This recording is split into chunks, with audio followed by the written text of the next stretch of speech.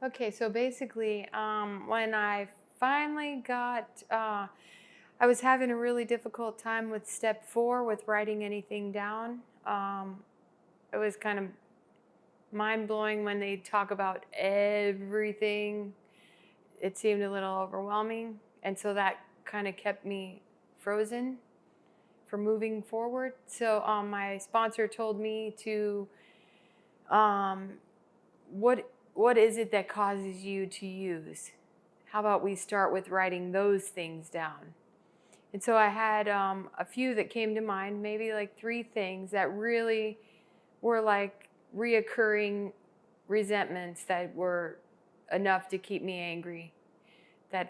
So I wrote those 3 things down, but I had a lot of things I probably could have written down, but I was a little afraid. At this point, I had been working with her for a little bit. I wanted her to like me. And she was older, so she kind of was like a mother figure, for lack of a better word. I had a lot of respect for her, so the last thing I wanted to do was tell her something that she was not going to agree with, or, you know. so, when I went to her house is where we did my 5th step. What I found really amazing was some of the things like my stepmom was on my step, right? My step 4. I had a lot of resentment toward the way I thought I was treated unfairly. What she pointed out in this moment, because I could not find my part, which she was trying to help me see, what she pointed out in this moment was that how could she have been anything other given how I treated her? I was not very respectful to her, and I was certainly unkind and very difficult, to say the least. So she had me think about what it would have been like had I had a teenager become a stepmom of a teenager, and if that teenager was treating me that way, how would I have responded? And it was really eye-opening to see, wow, she probably did do the best she could with what I threw at her, you know? So that really kind of gave me that. They talk about that you'll have some kind of experience in this step 4. What I came out of step 5 is what I came out of with sharing those things with her was some sense of dropping a weight off of me that I had been carrying around.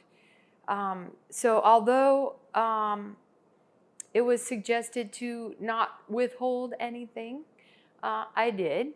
And but even though I did, I still felt that weight lift from those things, and it did give me a better perspective of how to see my part in other things.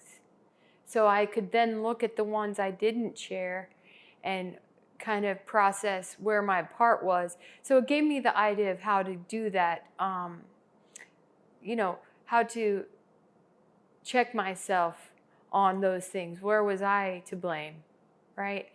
So that was the freedom I experienced with 5. And I can tell you a good year, maybe even closer to 2 into my recovery, I started, I was helping others. I was just walking through the process they explained in the 12 steps and trying to live that manner of living. What I found was that about a year and a half or so later, I was feeling like I was not growing to I don't know, there's something missing maybe. So I actually picked someone else that I felt a little more comfortable to share some of the things I didn't share before with. And I went through my steps again with that individual just to see if I missed anything, because I did not want to return to, I didn't want to take any chances on any falls, So I thought, let me just go through this and really give it all this time. Because by now, I was less intimidated by the idea that I actually had something to share that maybe nobody's ever done. That was a lie, you know, and all the things that your mind tells you why you can't move forward in this process. All those fears had, you know, as I moved through the process and worked with others and started seeing like this is all a struggle for everyone. Everyone is intimidated by that step. Nobody wants to air their dirty laundry.